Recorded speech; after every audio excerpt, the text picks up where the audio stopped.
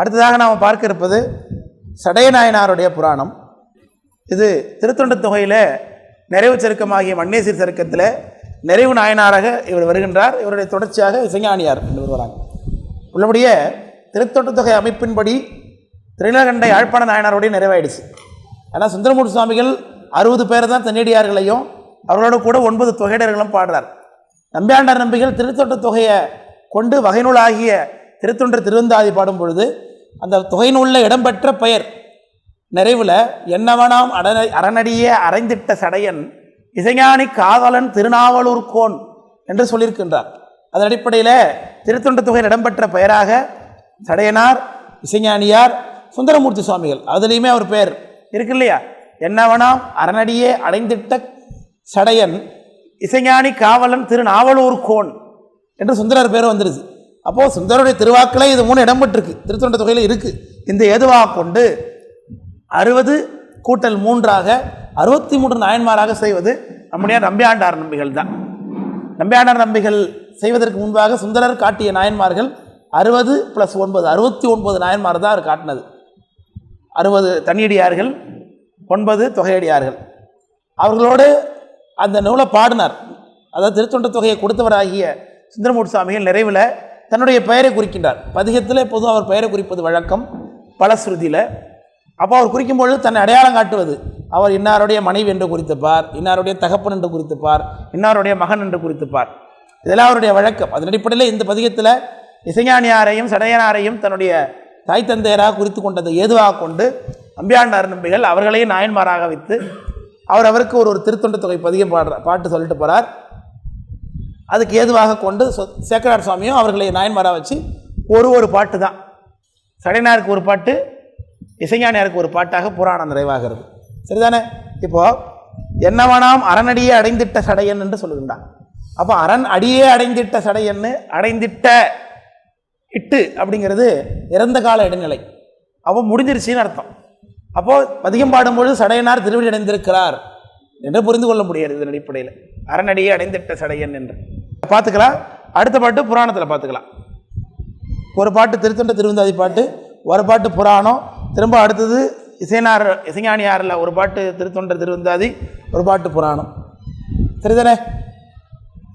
தலம் விளங்கும் திருநாவலூர் தன்னில் சடையன் என்னும் குளம் விளங்கும் புகழோனை உரைப்பரு குவலயத்தின் நலம் விளங்கும்படி நாம் விளங்கும்படி நற்றவத்தின் பலம் விளங்கும்படி ஆரூரணை முன் பயந்தமையே. பயத்தல்னா பொதுவாக நம்முடைய தமிழில் பயப்படுறது, அச்சம் கொள்வது, ஸ்கேரிங் அப்படின்னு நம்ம நினைக்கிறோம். ஆனால் பயத்தல் என்பதற்கு பிறத்தல் என்ற ஒரு பொருள் உண்டு. தமிழில் பயந்ததுன்னா பெற்றார்னு அர்த்தம். திருத்தொண்ட புராணத்தில் நீ பயந்த மகனை அழைப்போம்னு கூப்பிடுறதை பார்க்க முடியாது. அதன் அடிப்படையில் எங்கேயும் பயந்தமையேன்னர். இவருக்கு என்ன பெருமை இருப்பதாக சொல்லுகிறார் நம்பியாண்டார் நம்பிகள் திருத்தொண்டர் திருவந்தாதியில்? தலம் விளங்கும் திருநாவலூர்னார். திருநாவலூர் தலம் விளங்கும்னா அந்த உலகத்திலேயே மிக கோங்கிய புகழை பெற்ற தலம். அதனால் தலம் விளங்கும் திருநாவலூர் தன்னில் சடையன் என்று காட்டுகின்றார். சடையன் என்பது பெயராக கூட இருக்கலாம். சடையன், சடைச்சி எல்லாம் பேர் வச்சுக்கிறாங்களே, இதெல்லாம் ஜடாவர்மன் இப்படிலாம் பேர் வச்சுக்கிறாங்க. அதுதான் சடையன்கிறது. என்னும் குளம் விளங்கும் புகழோனை உரைப்பர். அது என்ன குளம் விளங்கும் புகழோன்? அவர் வந்ததினாலே குளம் விளங்கியது. அது என்ன குளம்னா ஆதிசைவ குளம். சுந்தரமூர்த்தி சுவாமிகள் அவதரித்த குளம் ஆதிசைவ குளம். அதாவது வேதத்தையும் ஆகமத்தையும் பிரமாணமாக கொண்டு சிவபெருமானையே வழிபாடு செய்யக்கூடிய அந்தணர்களில் முதன்மையானவர்கள் இவர்கள். பரார்த்த பூசையில் அதிகாரம் கொண்டவர்கள். கோயிலுக்குள்ளே இருக்கக்கூடிய ஆகம கோயில்களில் சுவாமியை தீண்டி வழிபாடு செய்யக்கூடிய உரிமை பெற்றவர்கள் இவர்கள். அந்த ஆதிசைவ குலத்தில் தான் சுந்தரமூர்த்தி சுவாமி அவதாரம். அதான் சொல்லுகின்றார், குளம் விளங்கும் புகழோனை உரைப்பரு குவலயத்தின் நலம் விளங்கும்படி நாம் விளங்கும்படி நற்றவத்தின் பலம் விளங்கும்படி. இவர் என்ன பண்ணாரா? 3 காரணத்திற்காக சுந்தரரை பெற்றார். என்னென்ன? குவலயத்தின் நலம் விளங்கும்படி, அதான் அந்த லோகா சமஸ்தா சுகினோ பவந்துங்கிறாங்கல்ல, உலக நன்மைங்கிறாங்க. உலகத்தில் உள்ள எல்லாரும் நல்லா இருக்கணுங்கிறத சுந்தரமூர்த்தி சுவாமியுடைய அவதார நோக்கத்தில் முதல்ல உலக உயிர்களெல்லாம் நல்லா இருக்கணும் அப்படிங்கிறதுக்காக அவர் பிறந்தார். எப்படி சார் அவர் பிறந்த உலக உயிர் எப்படி நல்லா இருக்கும்? அவர் என்ன கொடுத்தார்? திருத்தொண்டர் திருவந்தாதி கொடுத்தார். திருத்தொண்டர் திருவந்தாதி தான் உயிரெல்லாம் உய்வதற்கு ஒரு வழி. தென்தமிழ் பயனாய் வந்த திருத்தொண்ட தொகைமுன் பாட அன்றுவன் தொண்டர்தம்மை அருளிய ஆரூர் அண்ணல் என்று காட்டினார் சேக்கரார் சாமி. தென்தமிழ் பயன் என்று இந்த திருத்தொண்ட தொகை சொல்லப்பட்டிருக்கு. ஏன்னா அடியார் வழிபாடு. இந்த திருத்தொண்ட தொகை பாருங்க, நிறைய பதிகங்கள் இருக்குது. எல்லா பதிகங்களையும் பாடினா நாம் இறைவனுக்கு அன்பராகும். ஆனால் திருத்தொண்ட தொகை பாடினாதான் இறைவனுக்கு நாம் அன்பராகும். அதாவது இறைவனை நம்ம மேலே அன்பு வைப்பாருங்கிறார்.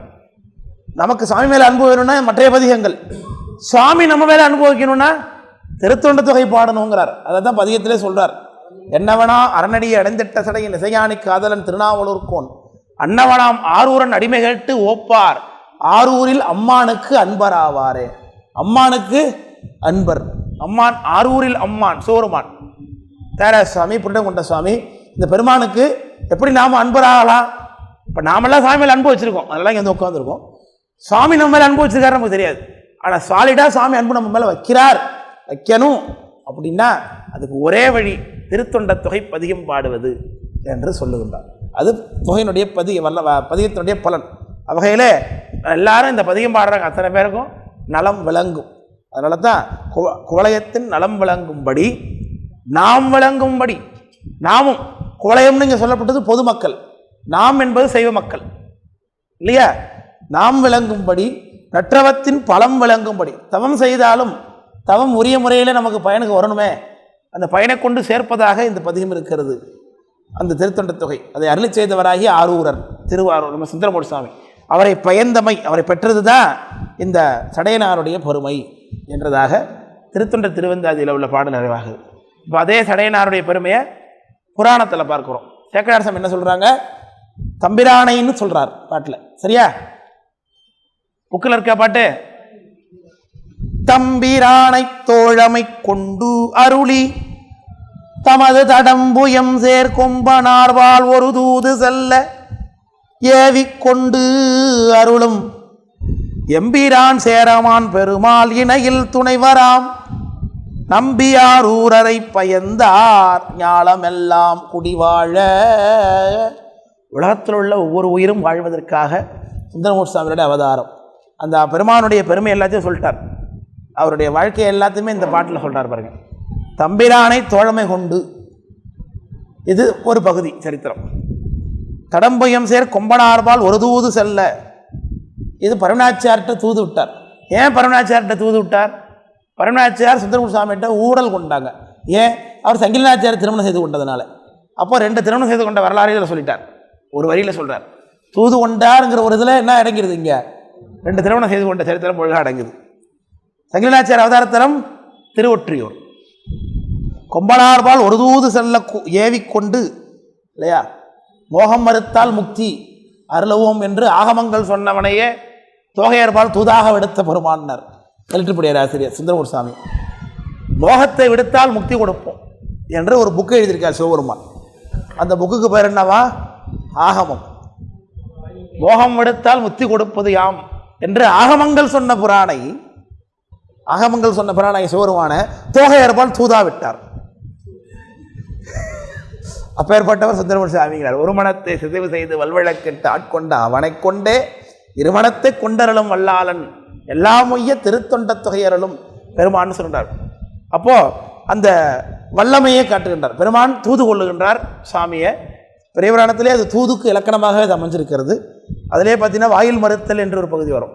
அது எல்லாமே அதில் சுந்தரமூர்த்தி சுவாமி முதல்ல பரமநாச்சியார் மறுத்து அனுப்பிடுறாங்களே, இதெல்லாம் இலக்கணப்படி அமைந்தது. இதெல்லாம் அப்படி ஏவிக்கொண்டு அருளும் எம்பிரானை. அடுத்த பகுதி இது ஏர்கொண்டு கழிக்காமல் நாயனார் புராணத்தில் ஒரு பகுதிங்க. ஒரு பாட்டுக்குள்ளே எத்தனை உற்பத்தி வச்சுருக்காரு பாருங்க. தம்பிரானை தோழமை கொண்டு அருளி, அது வரைக்கும் இருக்கிறது தடுதால் கொண்ட புராணத்தை வர பகுதி. கொம்பனார்வால் ஒரு தூது செல்ல ஏவிக்கொண்டு, இது ஏர்கோன் கழிக்காமல் நாயனாருடைய புராணத்தில் வர பகுதி. அங்கே தான் அதை பரமநாச்சியார் திருமணம் செய்து கொண்டதெல்லாம் தடுத்தால் கொண்ட புராணத்தில் வந்துச்சு. திருத்தொண்ட தொகை பாடினதை மட்டும் நிறைய பண்ணிவிடுவார். அதுக்கு பிறகு அம்பராவரி வெண்டுச்சிருக்க வரும்பொழுது தான் ஞானசம்பந்தர் புராணம் முடிஞ்சவுடனே ஏர்கோன் கிளைக்காவர் நாயனார் புராணம் வரும்பொழுது அவர் இங்கிருந்து பல தலையாத்திரை செய்து கொண்டு திருவொற்றியூருக்கு வந்தார். திருவொற்றியூரில் வரும்பொழுது ஞாயிறுங்கிற தளத்திலேருந்து பரமநாச்சியார் வந்து சங்கிலிநாச்சியார் வந்து கன்னிமாட அமைத்து கொண்டு தங்கியிருந்தாங்க. 2 பேரும் பார்த்துக்கிட்டாங்க. இயற்கை புணர்ச்சி பண்டை வசம் வந்ததுனாலே திருமணம் செய்து கொள்ளணும்னு விரும்புகிறார். சாமிகிட்ட போய் கேட்டார். சாமி போய் சங்கிலிநாச்சியார்ட்ட கனவுல சொல்கிறார், நீ சுந்தரனை திருமணம் செய்து கொள்ளணும்னு. அவர் திருவாரூர் சாருடையவராயிற்றே, நாம் எப்படி திருமணம் செய்து கொள்வதுன்னு அம்மா கேட்டாங்க. வேணா நான் சத்தியம் பண்ண சொல்கிறேன்னார் சாமி. அவங்களும் கேட்கல, இவராக சொல்கிறார் சத்தியம் பண்ண சொல்கிறேன். சரி இன்னும் போய் நீ சத்தியம் பண்ணணுமாங்கிறாரு போய் சாமிகிட்ட. ஆனால் ஆமாம் எப்படி சத்தியம் பண்ணுறது? சரி பண்ணுவோம், ஒரு ஒப்பந்தம் பண்ணிப்போம், நான் சத்தியம் பண்ணும்போது நீ சன்னதியில் இருக்காதே, விலகி போயிடுன்றார். உடனே சரின்னு சொல்லிவிட்டு திரும்ப போய் சங்கிலிநாச்சியார் கனவுல சாமி சொல்கிறார், சத்தியம் பண்ணும்போது நாம் சன்னதியில் இருக்க மாட்டோம், வெளியில் இருப்போம், மகிழ மரத்தில் இருப்போம், அங்கேயே வாங்கி கேட்குறாரு. போய் சென்று அழைச்சிட்டு வரும்போது மகிழ மரத்தில் மறித்து, இதற்காக போய் சாமி சன்னதியில் சத்தியம் பண்ணுவது இங்கேயே பண்ணுங்கன்னார். உடனே சுந்தரர் புரிந்து கொண்டார், ஓ பெருமானுடைய திருவிளையாடல் இது என்று. மூவாத மகிழை முக்காலும் வழங்க வந்து இந்த திருவொற்றியை விட்டு மேவேன் என்று சத்தியம் செய்தார். இருவரும் திருமணம் செய்து கொண்டு வாழ்ந்தார்கள். பங்குனி மாதம் வசந்தோற்சவம் திருவாரூரில் ரொம்ப விசேஷமாக கொண்டாடப்படும். வசந்தன் நடத்திய திருவிழா அது. அப்போ தென்றல் காற்று பங்குனி மாதத்தில் வீசும். இந்த தென்றல் காற்று திருவொற்றியூரில் மாளிகையில் அமர்ந்திருக்கக்கூடிய சுந்தரமூர்த்தி சுவாமிகள் மீது பட்டது.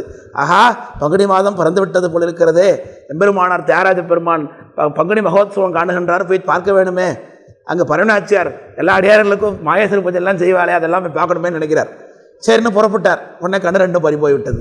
வசந்தன்கிற ஒரு தேவன், அதான் மன்மதனுடைய தேர் பாகனவன் தான். மன்மதனுடைய தேரை செலுத்துறவன் வசந்தன், வசந்த காலத்துக்குரிய தேவன் தான். அவருடைய தேரை கிளி இழுக்கும், வசந்தன் ஓட்டுவான். உடனே புறப்பட்டார்.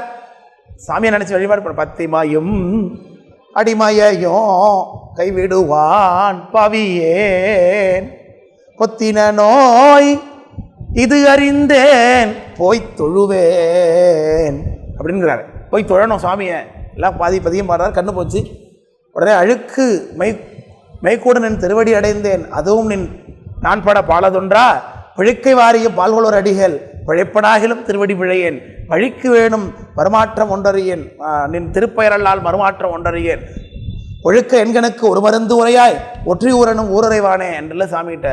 ஊடினால் பயன் ஆவது ஒன்று உண்டோ, ஒற்றியூர் உரையும் ஊரறைவானே என்று சொல்லுகின்றார். ஒன்று கோலாவது ஒன்று கூடாயா, கண்ணே பறிச்சுட்டா ஒன்று கோலாவது கேட்கிறார். உடனே சாமி அமைதியாக இருந்தார். அவர் அங்கேருந்து வடதிருமலாயலுக்கு வந்தார். ஆவடிக்கு போனார்.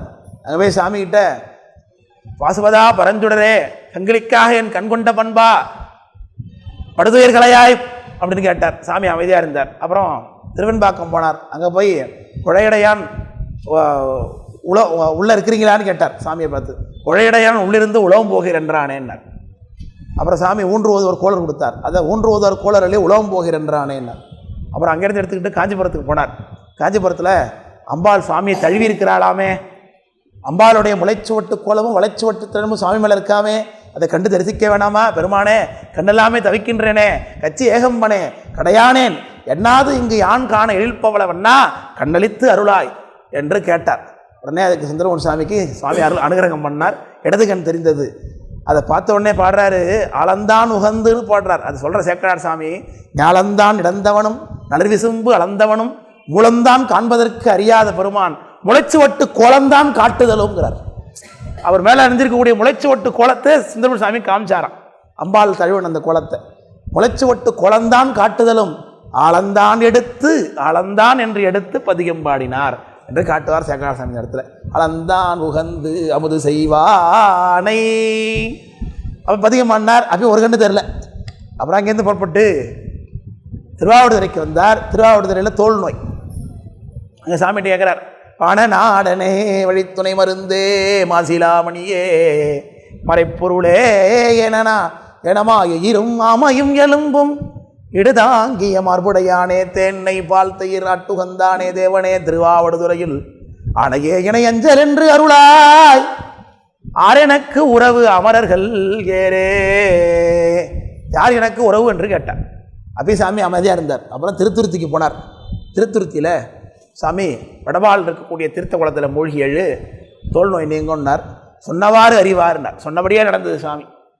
என்னை நான் மறக்கினும் என்னுடம்பு இடர்கெடுத்தானை சொன்னவாறு அறிவார் துருத்தியார் திரு வேள்விக்குடியுளான் அப்படின்னு சாமி பதிகம் பாடுறார். மின்னுமா மேகங்கள் பொழிந்திருந்தருவின் திருத்துருத்தி குத்தாளம்னு இருக்கு.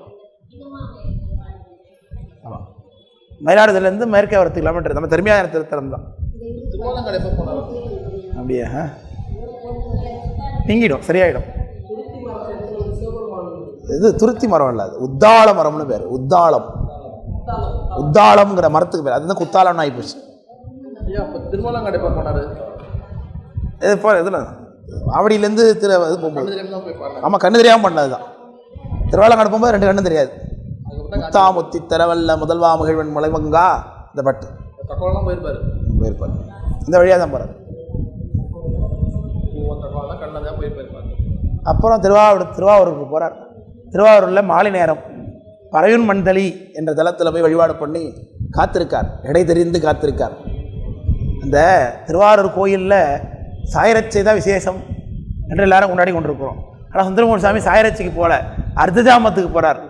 ஏன்னா அப்போ தான் சாமி உடனே வரம் கொடுப்பாருன்னு அர்த்தஜாமத்தில் காத்திருந்து போய் வழிபாடு செய்கின்றார். அந்தளவுக்கு விசேஷம் அர்த்தஜாமத்தில். ஆனால் யாராவது அனுபவிக்கிறது இல்லை. சாயரட்சை தான் நல்லா கொண்டாடுறோம் போய். அது ஒன்றும் சிறப்பு குறைவு கிடையாது.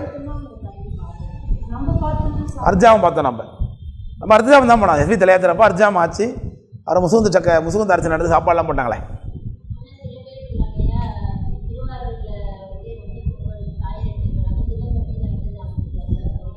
அது உண்டு. ஆனால் இது புராணத்தில் ஒரு விசேஷம் காட்டப்பட்டிருக்குங்கிறத இடத்துக்கு காண்பிக்கிறேன். அதுக்காக விசேஷம் இல்லைன்னு அர்த்தம் பண்ணக்கூடாது. சாயரட்சை ரொம்ப விசேஷம். அதை விட சிறப்பாக ஒரு குறிப்பு புராணத்தில் காட்டப்பட்டிருக்கு. சுந்தரமூர்த்தி சாமி அர்த்தஜாமத்தில் தான் போய் வரம் வேணும்னு கேட்குறார். அப்போ இவர் போகும்போது சாயரட்சை வழிபாடு பண்ணிட்டு வர அடியார்கள்லாம் எதுக்கு வராங்க? அவர்களை பார்த்து பதிகம் பாடுறார் சாமி. கரையும் கடலும் மலையும் காளையும் ஆலையும் எல்லாம் உரையில் விரவி வருவான் ஒருவன் ஒரு திரளோகன் பதியம் பாடுறார். இந்த பதியத்தை பாடும்பொழுது அவர் எம்மையும் ஆழ்வாரோ கேளீர் கைக்கிளையில் பாடுறாருங்கிறார் சேக்கரார் சாமி. அதெல்லாம் ரொம்ப விரிவாக வகுப்பில் பேசியிருக்கோம், பெரிய புராண வகுப்பில். அதெல்லாம் இந்த பதியெல்லாம் விளக்கம் பண்ணியிருக்கோம். கைக்கிளையில் பாடு என்ன பதி? பறக்கும். ஆமாம் ஆமாம். இதில் என்ன கேட்குறாரு? பறக்கும் பறவைகள். அதில் என்ன கேட்பார்? வலைகள் நில்லாமையும் விக்கிரகங்கள் அக்கிரமங்கள் செய்ய அடிகளாருரை அதில் வரும். அதில் என்ன கேட்குறாரு? விண்ணப்பம் பண்ணுறார். அந்த இடத்துல உரையில் விரைவி வருவான்னு தான் வரும்னு நினைக்கிறேன். அந்த பதியம் தான் வரும்னு நினைக்கிறேன். அவர் எம்மையும் ஆழ்வரும் கேளீர் அப்படிங்கிறது செக் பண்ணுங்க. இருப்பார் குறுகுபாய. அதான் குறுகுபாய தான் அந்த அக்கிரமங்கள் செய்ய அடிகளாருரைங்கிறது. சரி, அப்படி பதிகம்பாடி கைக்கிளையில் பதிகம்பாடி உள்ளே சென்று பெருமானிடத்தை விண்ணப்பம் செய்து கொள்கிறார். சாமி வலது கண்ணை கொடுத்தார். வலது கண்ணை கொடுத்ததுக்கு பிறகு பரமநாச்சியார் வீட்டுக்கு போகலாம், அம்மா நல்லா இட்லி சுட்டு வச்சுருப்பாங்க, சாப்பிட்டுட்டு நல்லா தூங்கலாம் அப்படின்னு நினச்சிக்கிட்டு வெளியில் வரார். பார்த்தா இவருக்கு முன்னாடி போன சனங்கள்லாம் திருவாசன மண்டலத்தில் வந்து காத்திருக்கிறாங்க. வீட்டுக்கு போகாமல் ஏன்பாலாம் நிற்கிறீங்கன்னா, கதவு சாத்திட்டாங்க, கேட்டுக்குள்ளே கூட விட மாட்டுறாங்க, இந்த பக்கம் தெருவில் கூட நிற்க முடியல, விரட்டுறாங்க எல்லாரும். என்னன்னு கேட்டால் சுந்தரமூர்த்தி சாமி மேலே பரமநாச்சியார் உடல் கொண்டிருக்கிறார். திருவொற்றியூர் சங்கிலி சாறு உடையாருக்கு இங்கே ஒரு சார்பு இல்லைங்கிறார். அங்கே போய் தவிக்கிறார். அவர் சாமியை தூதா அனுப்பினார். சரித்திரம் இது எல்லாமே உங்களை ஏறுவன் கழிக்காமல் புராணத்தில் வந்துடுது. அதுக்கு அடுத்தது மீதமுள்ள சரித்திரம் கயற்றறிவாராயணர் புராணத்தில் வருது. அவர் நட்பு கொண்டது, அப்புறம் தென்னாட்டு தலையாத்திரை மேற்கொண்டது, அப்புறம் ஒரு முறை வெளிநாட்டுக்கு போய்ட்டு திரும்ப வந்தது. அதுக்கு பிறகு அவர் இங்கே இருக்கிறார். அது வரைக்கும் சொல்லியிருக்கிறார். இனி உள்ளது இனிமேல் தான் பார்க்க போகிறோம். வெள்ளாணை செருக்கோன்னு பார்க்க போகிறோம். அதெல்லாம் இதில் சொல்லிட்டார். எம்பிரானை சேரமான் பெருமாள் இணையில் துணை வராம்னார். சேரமான் பெருமானுக்கு அப்படி ஒரு ஃப்ரெண்டுனால அப்படி ஒரு ஃப்ரெண்டு, 2 பேரும் இணையில் துணை வரான் நம்பி ஆரூரை பயந்தார் ஞானமெல்லாம் குடிவாழ. அப்படிப்பட்ட சுந்தரமூர்த்தி சாமியை பெத்தெடுத்தாரே, அது ஒன்று போதாதா அவருடைய பெருமை சொல்ல என்று சொல்லி சடையனாருடைய புராணத்தை நிறைவு செய்கின்றார் ஒரே பாட்டில்.